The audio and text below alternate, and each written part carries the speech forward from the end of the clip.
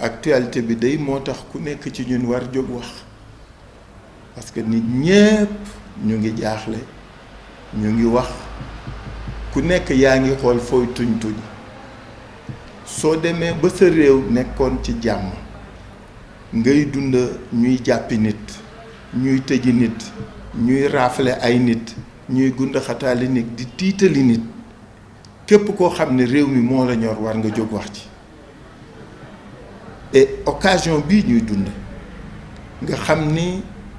kenn nekkatul ci jàmm xelu kenn dalul li ñu war mooy ñu jóg nag défendre suñu réew défendre suñu démocratie parce que démocratie bi moo nekk en danger lii nga xam ne mooy la ñuy dox ñu di ko dund depuis ay fan ñëpp dañ ni woon affaire privée la mais ñëpp d'accord nañ ni amul li privé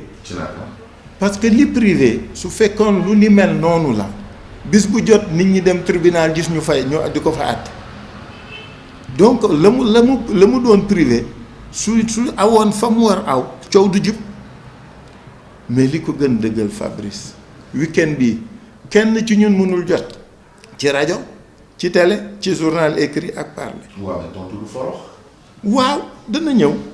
mais c'est-à-dire suñ lay jiiñ dëmm ngay fekk la ngay soccoo yeelu liir day doon problème te loolu mooy li fi dal la majorité au début c'était tenu à l'écart dégguñu kenn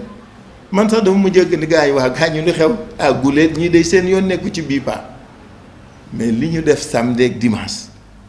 moom wane nañu ñi leen doon dénoncé naan ñoom la jox nañ leen dëgg tey te jël li nga xam ni moom la ñuy doxal nii baaxul ci réew mi moo tax il nous faut résister nemm moom baaxul noppi baaxul toog baaxul parce que jamono ji ku ko defit yaa ngi def loo xam ne ëllëg di nga ko rëccu te dama ni ku yaakaar ni tuuru kii la sa bos du ñëw ak ñii tuuru ñëpp ay ñëw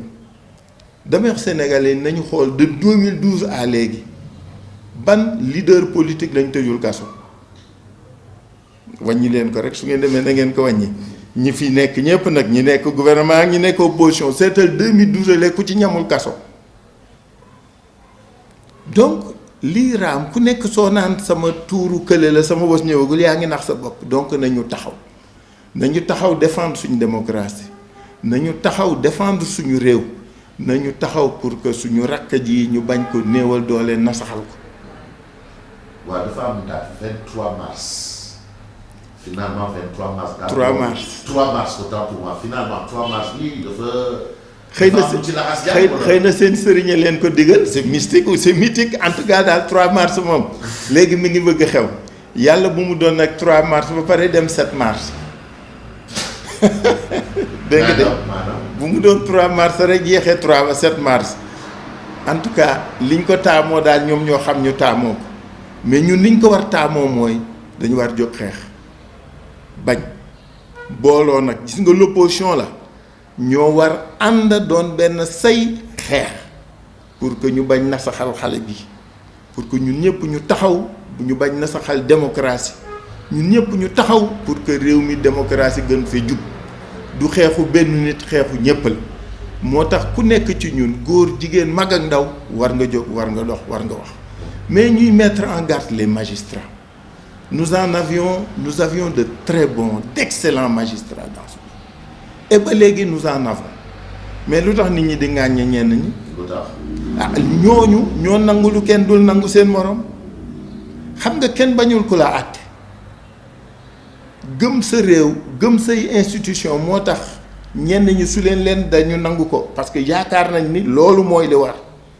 mais am na ci ñoo xam ni xam nga li ci kanam rawu li bët li ci kanam menacé wu ma kenn mais ci nga li ci kanam rawu li bët mais magistrat yi nga xam ne gëm nañu seen liggéey xam nañu seen bopp ñooñu la ñuy wax nañ dem wax ak ñi ci des ni leen lu ci nekk ci nett lay mujj et que lii ñuy def rafetul baaxul jub. waaw mais Sonko mu ne du wuy ci justice bi loolu ci sa xalaat loo xalaat yow. waa xam nga na ma ko waxe woon la moi je pense que mënuma doon avocat am mais déglu woon naa ko te xam nga demoon naa seeti ko wax ak moom dégg jote donc ci làmmiñam procédure biñ ko teg la d'accordul la weddi donc mu ni comme que weddi na ko du dem mais yaakaar nañ ni ñi ci dox ñëpp mooy même su ñëlee di jalgati yoon yow waroo jalgati yoon parce que nag gis nga soo gëmee yàlla gëm dëgg doo tiit doo ragal doo jaaxle te doo saalit ñàkk saalit boobu mooy tax ëllëg dana dem mu di wuy ji su ma doon moom. est-ce que Khalifa Sall mu ngi ci opposition ba léegi. mais mënuma dem feneen man bokkuma pouvoir bi man opposition laa bokk sama dox sama wax sama xëy sama xalaat sama lépp mooy opposition bi dajaloo nañu dajaloo doon benn doon say xeex sinon daañ lay roppat benn par benn ba dootuñu doon dara suñu doole mooy suñu ànd suñu doole mooy suñu juboo suñu doole mooy suñu xeexandoo yëkkantandoo dóorandoo résister il faut résister